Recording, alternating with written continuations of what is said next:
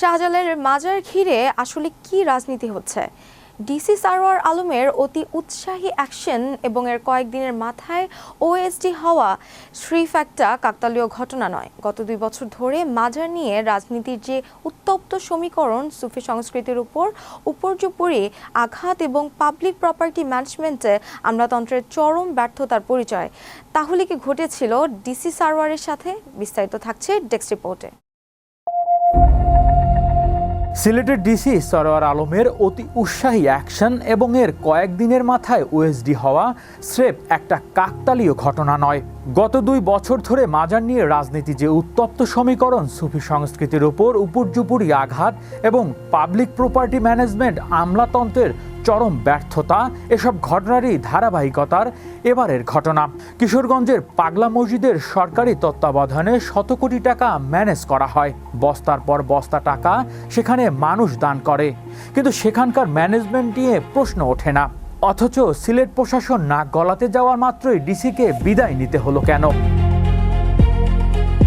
কারণ বিষয়টি যেমন সেন্সিটিভ তেমন সংবেদনশীলতার প্রশাসনের মধ্যে দেখা যায়নি। প্রথমত, এ ঘটনাটিকে বিচ্ছিন্নভাবে দেখার কোনো সুযোগ নেই। 2 বছর ধরে সারা বাংলাদেশ বাউল, পীর, ফকির এবং সুফি মাজারগুলোর উপর একের পর এক পরিকল্পিত হামলা চলছে। দেশের প্রায় শতাধিক মাজারে ভাঙচুর, অগ্নিসংযোগ এবং আউলিয়াদের সমাধি উপড়ে ফেলার মতো উগ্র ঘটনা ঘটেছে।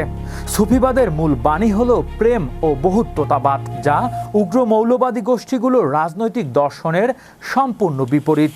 মাজারে হামলা চালিয়ে মূলত বাংলার হাজার বছরের অসাম্প্রদায়িক চেতনাকে গুঁড়িয়ে দেওয়ার চেষ্টা চলছে।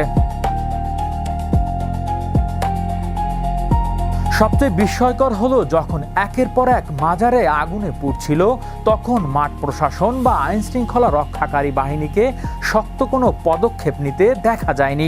এই অবস্থার মধ্যেই যখন হঠাৎ করে সিলেটের ডিসি শত বছরের ঐতিহ্যবাহী শাহজালালের ড্যাক সিলগালা করতে পুলিশারা অনাস্থা নিয়ে যায়, তখন সাধারণ ভক্তদের মনে এই বার্তা যায় যে প্রশাসন মাজার রক্ষা করতে পারেনি, তারা এসেছে টাকার বাক্স দখল করতে।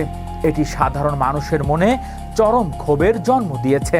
অনেকেই প্রশ্ন তুলেছেন, কিশোরগঞ্জের ঐতিহাসিক পাগলা মসজিদেও তো জেলা প্রশাসকের সরাসরি নিয়ন্ত্রণ রয়েছে, তাহলে সেখানে বস্তায় বস্তায় টাকা ডিসিএসপির সামনে উপস্থিতিতে গণনা করা হলেও সেখানে কেন সমস্যা বাঁধল না? তাহলে সিলেটে কেন এই প্রতিরোধ? এর উত্তর লুকিয়ে আছে প্রাতিষ্ঠানিককরণ ও আঞ্চলিক মনস্তন্ত্রের পার্থক্যে। হযরত শাহজালালের মাজারে প্রায় 700 বছর ধরে বংশ পরম্পরায় খাদেম পরিবারগুলো মাজারের দেখভাল করছে। এটি সিলেটের লোকসংস্কৃতি ও সামাজিক মর্যাদার সাথে যুক্ত। এই ঘটনাটি বাংলাদেশের সরকারি কর্মকর্তাদের পাবলিক প্রপার্টি বা ধর্মীয় সম্পত্তির পরিচালনার আইনি ও নৈতিক অধিকার নিয়ে নতুন করে বিতর্ক তৈরি করেছে। মাঠ প্রশাসনের অনেক কর্মকর্তা নিজেদের জমিদার মনে করেন। স্থানীয় ঐতিহ্য, জন আবেগ এবং অংশীজনের সাথে কোনো আলাপ না করেই সরাসরি অ্যাকশনে যাওয়া আমলাতান্ত্রিক ঊর্ধ্বকে বহিঃপ্রকাশ বলে বলছে জনগণ। মাজারের আয় ব্যয় স্বচ্ছ আনা অবশ্যই জরুরি। খাদেমরা টাকা লুটপাট করবে তো কোনোভাবেই সমর্থনযোগ্য নয়, কিন্তু তার জন্য একটি স্বাধীন ট্রাস্ট গঠন করা, সিলেটের গণ্যমান্য ব্যক্তিবর্গ, সংস্কৃতির ব্যক্তিত্ব, মুরব্বীদের নিয়ে কমিটি গঠন করা যেত। তা না করে সিসি ক্যামেরা, পুলিশ বসানো, সরকারি বাক্স বসানো কোনো সুশাসনের লক্ষণ নয়। সিলেটে বিদায়ী ডিসি সারওয়ার আলম মাজারের টাকা নিয়ে যতটা শোরগোল করেছেন, সিলেটের প্রকৃত গুরুত্বপূর্ণ সম্পদগুলো সমাধান নিয়ে তিনি ততটাই ব্যর্থ ছিলেন। স্থানীয়দের অভিযোগ, নিজেদের প্রশাসনিক ব্যর্থতা ঢাকতে বা সস্তা জনপ্রিয়তার কাঠগড়ায় দাঁড় করাতেই এই কার্যক্রম পরিচালিত হয়েছে। মানুষের অভিযোগ, 2025 সালে সেপ্টেম্বরে তিনি আশ্বাস দিয়েছিলেন 2-3 মাসের মধ্যেই মহাসড়ক সিলেট অংশের জমি অধিকরণ শেষ হবে, অথচ 9 মাস পেরিয়ে গেলেও জমি অধিকরণের শেষ হয়নি। আবার কানাইঘাটের সাদা পাথর লুটের মতো স্পর্শকাতর বিষয়েও তদন্ত রিপোর্টও তিনি আজ পর্যন্ত আলোর মুখ দেখাতে পারেনি। নগরের ফুটপাত হকারদের থেকে মুক্ত করতে পারেনি। উল্টো ঐতিহাসিক কিং ব্রিজ আবারও হকারদের দখলে চলে গেছে। সিলেটের একমাত্র সরকারি অডিটোরিয়াম, বিদ্যুৎ বিল কেয়ারটেকার বেতন গত 2 বছর ধরে জেলা প্রশাসক দিচ্ছে না। ফলে সিলেটের প্রগতিশীল ও অসাম্প্রদায়িক সাংস্কৃতিক আন্দোলন স্থিতিশীল হয়ে পড়ে। যে প্রশাসন অডিটোরিয়ামের বিল দিতে পারে না, তারা মাজারের কোটি কোটি টাকা ম্যানেজ করার খোয়াব দেখছে। এটি ছিল সিলেটের সচেতন নাগরিকদের সবচেয়ে বড় আপত্তি। মাজারের ড্যাক সিলগালা করা ঠিক পরপরই ডিসিকে আকস্মিক প্রত্যাহার করার সামাজিক মাধ্যমে সরকারের প্রশংসা করছে অনেকেই।